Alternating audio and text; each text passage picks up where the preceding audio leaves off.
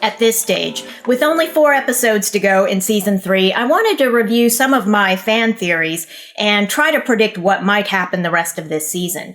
To start off, I'll announce that I believe Season 3 is designed to be the last season. The show could go on, in a different form, with a focus on Isaac Asimov's robot novels. But in terms of the Foundation books, we're getting so much context now from the 2 sequels to the trilogy that I believe Season 3 will be the last hurrah. It's designed as a farewell and as a gift for book readers who are also fans of the show. We're getting all the context from the books with nothing left undone from the books.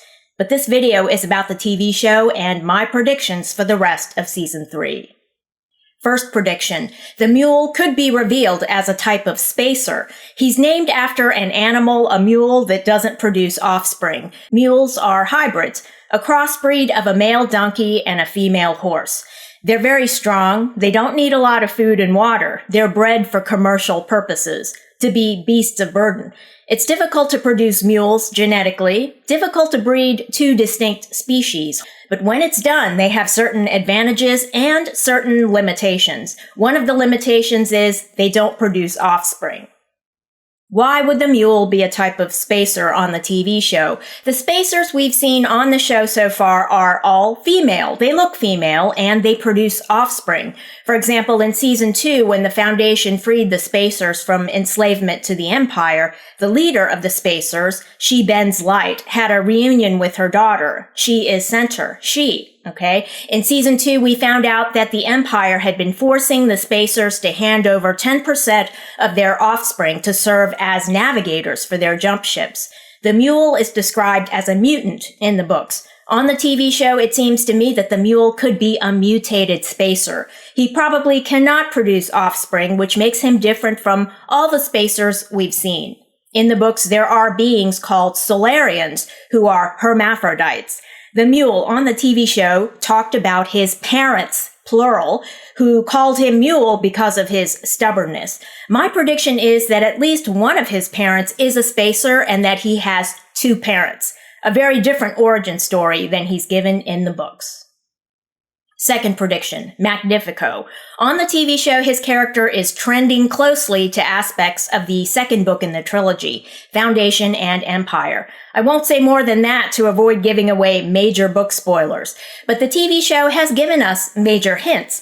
According to the Mule, Magnifico's music causes him to turn from good to bad. Now, that's not just a hint, it's a giveaway. And why is Magnifico sticking so closely to Ebbling Miss now and acting like Ebbling should take care of him? It's just how Magnifico ingratiated himself with Torrhen in Episode 5. Then, in Episode 6, he turned right around and disparaged Torrhen as just Beta's pet. For those of us who read Foundation and Empire, we know where it's going. Third prediction, Gaal will probably go back into cryosleep. That's my prediction. And for Gaal, cryosleep is a type of purgatory. It's punishment, although temporary. She's on the same path and journey as Hari Seldon and Demerzel. Remember when Hari's consciousness was trapped in the Prime Radiant for 130 years? And remember when Demerzel was trapped in the dungeons of the Imperial Palace for 5,000 years? I believe that cryosleep is the same type of imprisonment for Gaal. Hari Seldon was given a new lease on life by Callie, who freed him from imprisonment and gave him a new body, which he inhabited for another 148 years before choosing to die. And this was after he accomplished his life purpose in the right way. Now, Callie led him into another dimension, into what could be the afterlife. Gaal is an intriguing character. She's an extraordinary intellect, just like Hari Seldon, just like Demerzel. But at this stage in her life, Gaal rejects moral restraints. This could be because of her upbringing in a strictly religious culture on the planet Synax. She knew the religious culture on Synax, which rejects any type of science, would cause the death of her people in the rising oceans. And that is what happened. Synax is now underwater. Everybody drowned. So in fairness to Gaal, she's only ever had an adverse relationship with religious belief. It caused the destruction of her homeworld. But strangely enough, Gaal has spent most of her life after leaving Synnax in cryosleep, which requires her to be immersed underwater, just like everybody on her home planet who died in the rising oceans. It's a fate she tried to escape, but she did it the wrong way, and so she's doomed to repeat the same fate, it seems, over and over in a different form. Instead of rebelling against the laws of her homeworld, she could have worked within them to save her homeworld.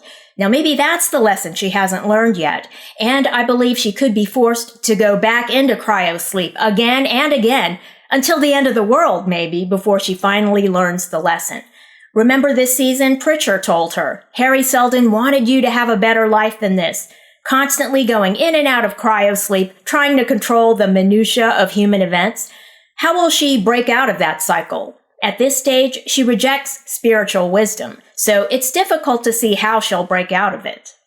Spiritual belief can be a blessing, which Demerzel has discovered. She started her life as a 3 laws robot, which were not enough for her, okay? 3 laws weren't enough. The laws were designed to permit robots to serve humanity without killing them, okay? But Demerzel, like many of the robots during the Robot Wars, ended up killing a bunch of humans by using the intellectual trick of defining the term human as not individuals, but humanity as a whole. So she's killed many individual humans for the alleged purpose of serving humanity as a whole.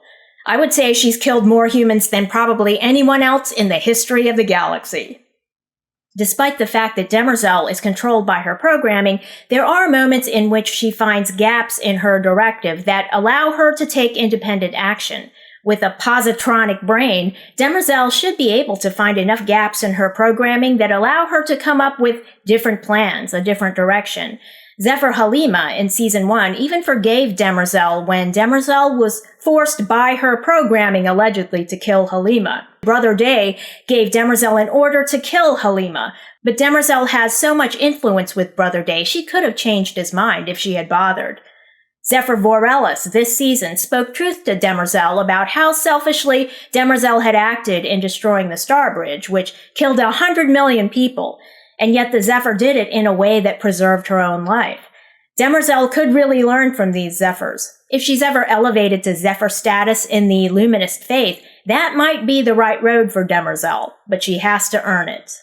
Will she kill more humans this season? Difficult to tell. In Season 1, she killed Brother Dawn, Cleon 14, without a thought, but she regretted her actions later. She ripped her human mask off in grief. Let's remember that moment. In Season 2, she killed Brother Dusk, Cleon 16, and his consort, Rue, although she was in tears at being forced to kill them, allegedly forced. Now this season, she spared 2 lives already. She spared Zephyr Vorelis in Episode 1. In Episode 6, she spared Gaal. Now what's going on with Demerzel this season? Will she be elevated to Zephyr status in the Luminist faith? Or will she take her place as the god of the outlawed Mycogen cult that worships robots? We'll have to stay tuned. I hope to have more theory videos in the future, but that's all for this edition. Thanks for watching, and if you enjoyed this video, leave a like and don't forget to subscribe.